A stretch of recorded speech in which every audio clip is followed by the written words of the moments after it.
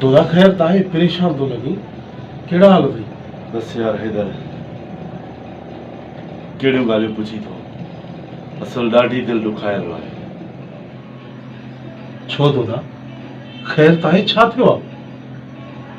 बस यार ॻाल्हि पुछा न कर, तमामु ॾाढी दिलि ॾुखायल आहे। सम्झ में नथो अचे त आख़िर असांजी हिन सोन जहिड़ी धरतीअ जो छा थींदो। बस यार हैदर ॾिसे पाण पियो त कॾहिं सिंध में धारिया आबाद कया पिया वञनि ऐं कॾहिं वरी बेटनि ते कब्ज़ा पिया कया वञनि ऐं कॾहिं शहीद इल्ताफ़ जसकाणी जहिड़ा शहीद पिया कया वञनि। आख़िर असांजी सिंध सां अहिड़ो वेदन छो आहे? हिन ॻाल्हि में परेशान आहियां मां। दोदा न आहिनि सिंधी ख़ामोश। तूं भला डॉक्टर कादर मंगसी साहब जो पैगाम न आहे ॿुधो छा? हुन इहो पैगाम ॾिनो आहे त सिंध जे इंच इंच जी मां हिफ़ाज़त कंदुसि। अहिड़ो लीडर वेही करे असांखे दिलजाए ॾे, असांखे यकीन अचणु घुरिजे। तूं टेंशन न कर, को बि सिंधी ख़ामोश न आहे, सभु तोसां गॾु आहियूं। ऐं हा दोदा, डॉक्टर कादर मंगसी साहब धारियुनि जी आबादगिरी ख़िलाफ़ मुकमल जिदोजहद कंदा पिया अचनि ऐं कुझु महीननि खां जेको सिंध जे बेटनि ते सिंध धरती ते कब्ज़े जी साज़िश हले पई न, उन ते बि डॉक्टर कादर मंगसी ऐं STP तमामु सुठो किरदारु अदा कयो उनखे रोकण जे लाइ, उन जे ख़िलाफ़ बीहण जे लाइ। यार हैदर तूं बि सच थो चवीं त डॉक्टर कादर मंगसी सिंध जे लाइ तमामु सुठो कमु करे रहियो आहे, पर हर सिंधी खे खपे त हुनजो साथ ॾियनि ऐं हुन जी ॻाल्हि ते अमल कनि।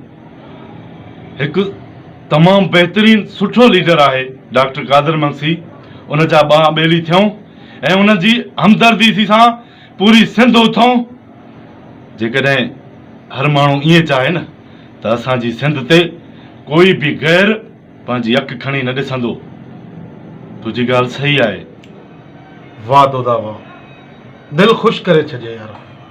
त पोइ ॿुध दोदा, 24 फरवरी ते हैदराबाद में गॾु थियो योमे मादरे वतन, माना धरती मां सां वचन वरजाइण जो ॾींहुं। सभु सिंधी उते गॾु थींदासूं ऐं डॉक्टर कादर मंगसी बि हूंदो, तूं बि हूंदे, मां बि पंहिंजा दोस्त तयारु कया आहिनि। जहिड़ी तुंहिंजी सोच आहे अहिड़ी मुंहिंजी सोच आहे। अलाह कंदो पूरी सिंध जे नौजवाननि जी ऐं पूरी सिंध जे जेको आहे सो ॿारनि जी पोड़नि जी इहा ई सोच थींदी त हर साल योमे मादरे वतन निभाईंदासीं, डॉक्टर कादर मंगसी सां हथ हथ में मिलाए नारो हणंदासीं इंशाअल्लाह। ज़रूरु ज़रूरु हैदर, इहा त भली ॻाल्हि आहे।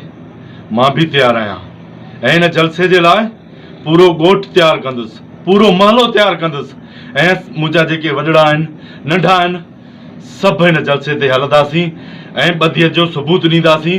हर सिंधीअ खे खपे त योमे माज़रे वतन ते निकिरनि, पंहिंजे बचन समेत, फैमिली समेत ऐं ॻोठ समेत, हर शहर मां हर कुंड कर्श मां हली डॉक्टर जे जलसे ते पुॼंदासीं ताकी ख़बर पए गैर माण्हुनि खे त असां सिंधी हाणे हिकु थिया आहियूं। तव्हांखे को बि हक़ु न आहे असांजी सिंध में आबादी करण जो। असां सिंधी सिंध जा मालिक आहियूं। जंहिं बि गैर असांजी सिंध ॾे बुरी नज़र सां ॾिठो त हुन जा तारा कढी छॾींदासीं। सो अचो त वचन कयूं योमे माज़रे वतन जे लाइ। सभु सिंधी उते इकठा थियूं, पंहिंजे हक़ ऐं सच जो आवाज़ उथाईंदड़ डॉक्टर कादर मंगसी जो साथ ॾियूं। सो मां त तयारु आहियां हैदर, तमामु बहितरीनु ॻाल्हि कई अथई सिंधियो। अव्हांखे बि धरती माउ जे ॾींहुं यानी 24 फरवरी ते, हा 24 फरवरी ते हैदराबाद अचो, योमे मादरे वतन ज़ोर ऐं शोर सां मल्हाईंदासीं इंशाअल्लाह। नारे कादर नारे सिंध, जिए कादर जिए सिंध, वार वार वस्ती वस्ती कादर मंगसी नारे कादर नारे सिंध, जिए कादर जिए सिंध।